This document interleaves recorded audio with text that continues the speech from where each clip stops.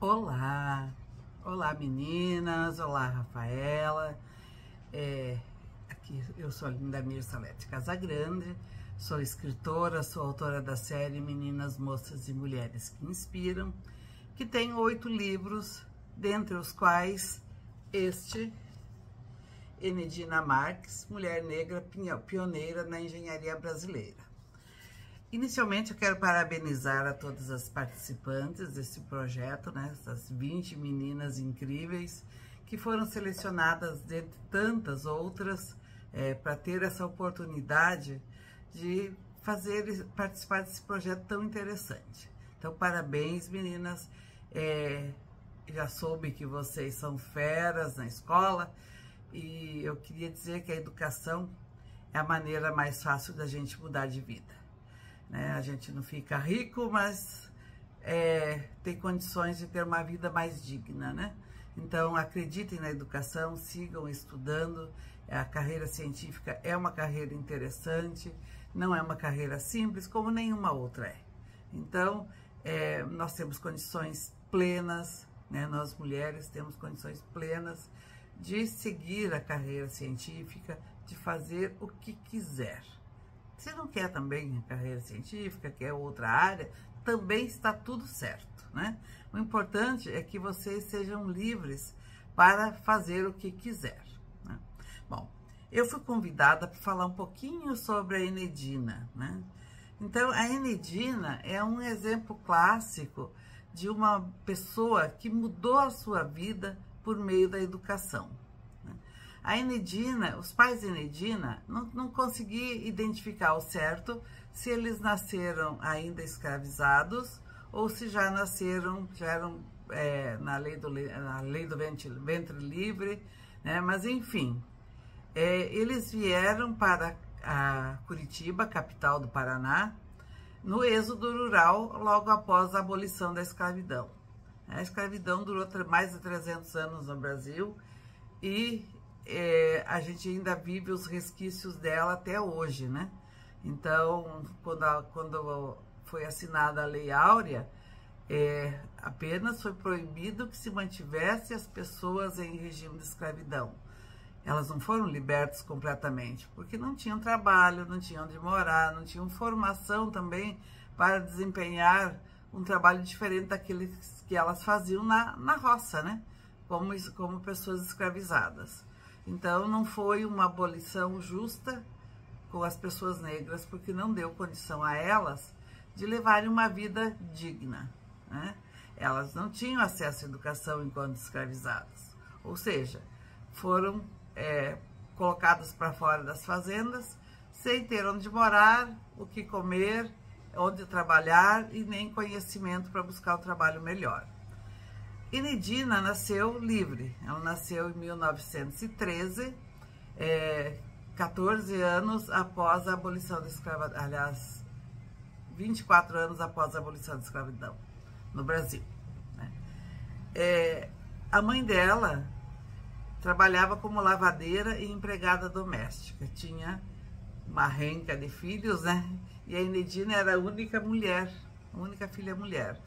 E ela levava os filhos consigo nas casas onde ela ia fazer faxina, lavar roupa, enfim. E uma dessas casas era de um militar abolicionista, o Domingos, né? E ele tinha uma filha da idade de Enedina. Então, para que a filha tivesse companhia na escola, ele matriculou a Enedina na mesma escola que a filha frequentava. Na época, a escola pública não era para os pobres, a escola pública era para os ricos. Os pobres, além de ter mais dificuldade para viver, tinham que pagar a escola se quisessem que seus filhos estudassem.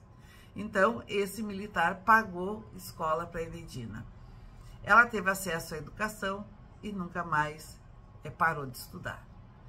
Então, ela se formou no normal, né, que dava direito a trabalhar como professora no Instituto de Educação do Paraná, que fica bem na região central de Curitiba. Ainda existe até hoje esse instituto. E que passou no concurso e foi dar aula no estado. aula no ensino fundamental, as primeiras letras, né, no estado. Mas ela tinha o sonho de ser engenheira.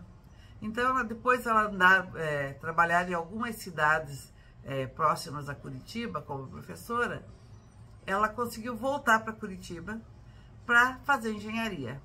Porém, o curso normal não dava acesso à universidade. Então, ela tem que fazer um curso preparatório e, para isso, ela trabalhava um padrão, né, 20 horas por semana como professora. Para reforçar a renda, ela abriu uma escolinha, que é onde ela ensinava as primeiras letras para meninas como ela, né, pobres, pretas. Ela trabalhava, foi acolhida numa casa para ficar mais perto do curso, que era noturno. Só que ela não era uma acolhida de graça, né? Ela ajudava a fazer os trabalhos domésticos. Então, ela trabalhava, ajudava nas atividades da casa e estudava à noite. Se formou em engenharia em 1945. Ela era a única pessoa preta do curso, né? A engenharia era pensada para homens brancos e ricos. Ela era uma mulher preta e pobre, né? Então, eu, pelo menos, por mais que eu exercite a minha mente, eu consigo imaginar o preconceito que ela sofreu durante todo esse tempo, mas eu tenho certeza que eu não chego nem perto de tudo que ela viveu, né? Todo o preconceito que ela enfrentou para conseguir realizar seu sonho. Assim que ela se formou em engenheira, como ela era funcionária pública do estado do Paraná, ela foi exonerada do cargo de professora e contratada como engenheira. Então, ela fez toda a sua carreira no governo do estado do Paraná, né, trabalhando para o governo.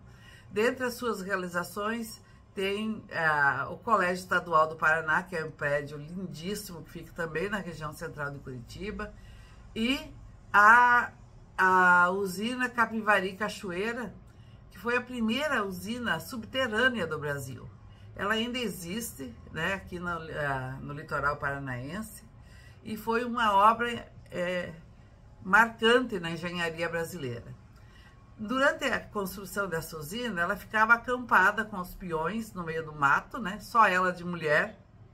Então, ela era engenheira responsável e ela, para conseguir se manter segura e ser ouvida, ela carregava um revólver na cintura, uma arma na cintura. E ela usou algumas vezes. Quando os peões se recusavam a acatar suas ordens, ela dava um tiro para cima, mostrando para eles que ela sabia manusear e que, se necessário fosse, ela faria o uso da arma que carregava consigo, né? Essa arma também servia para que ela, como ela dormia sozinha na barraca, né, porque os homens dormiam juntos e ela dormia em outra barraca sozinha, no meio da selva, poderia ser atacada por animais silvestres. Então, a arma era muito importante para ela, né? Era um instrumento de defesa tanto dos animais irracionais, quanto com relação a algum homem que se metesse a abusar dela daquela situação que ela estava, né, por conta do trabalho dela, da posição de trabalho dela. Felizmente, não há registro de nenhum ataque desse tipo, mas de desrespeito às ordens como engenheira, sim, né? Enedina, ela nunca se casou, né? E ela tinha um dos melhores salários do estado do Paraná, então ela viajou muito. Tinha dificuldade de aceitar o seu cabelo crespo, né? O seu cabelo negro, né? Então ela usava perucas lisas, circulava na alta sociedade, porém ela ela tinha dificuldade de dialogar com as mulheres. Ela tinha assunto para conversar com os homens, porque afinal de contas o universo dela era o mundo da engenharia, né? Então ela tinha esse trânsito, o que gerava ciúme por parte das mulheres, porque afinal de contas Enedina estava circulando junto aos seus maridos, né? Tinha esse receio de que ela pudesse se envolver com algum deles. Não há nenhum relato disso, mas por isso ela era também excluída. Ela era aceita porque não tinha outro jeito, né? Porque ela era daquele meio, mas não era incluída. Ela não era incluída nos assuntos da mesma forma que as outras mulheres eram. Então, quando a Enedina morreu, ela morava sozinha num bom apartamento, também no centro de Curitiba. Ela fez toda a trajetória dela em Curitiba. E ela foi encontrada morta, não se sabe o dia exato de sua morte, porque o porteiro do prédio percebeu, sentiu falta de Enedina e resolveu chamar a polícia. Então, quando ela foi encontrada, o corpo já estava em avançado estágio de decomposição, o que evidenciava que ela havia falecido há alguns dias. E ela estava de camisola. Então, na época, houve boatos, né, de que tinha sido um crime passional. Né? Então, eu costumo brincar, né, que ela disse, não, eu vou morrer hoje à noite, então eu vou pôr uma roupa bonita, porque eu vou deitar para dormir e vou morrer. Então, eu vou me arrumar primeiro para morrer bonita. Não, né? Ela foi dormir e provavelmente teve um infarto, alguma coisa do gênero, e faleceu, né? Então, demorou por conta dela morar sozinha, demorou para ser encontrada. Então, hoje existe aqui no Paraná um movimento bem interessante, né, de relembrar quem é Enedina. Algumas homenagens têm sido feitas para ela, né, como uma estátua na Rua 15, um painel no Centro Politécnico da Universidade Federal do Paraná, a universidade na qual ela se formou, com a foto dela, né? Tem uma rua com o nome dela, uma escola de Curitiba, não sei se já foi inaugurada, mas está sendo construída e receberá o nome dela. E esse livro é mais uma homenagem a ela. Com ele foi publicado em 2021, e com ele, em 2022, nós fomos finalistas do Prêmio Jabuti. Então, com esse livro, nós acabamos levando a história de Enedina para o Brasil inteiro e também para o exterior, né? Porque, como ele foi finalista do Jabuti, naquele ano onde as obras do Jabuti iam, Enedina estava junto. Então, eu me sinto muito honrada de ter escrito esse livro, muito feliz com que eles tenham chegado até vocês. Quero agradecer a Rafaela, eu estava esquecendo teu nome, Rafaela.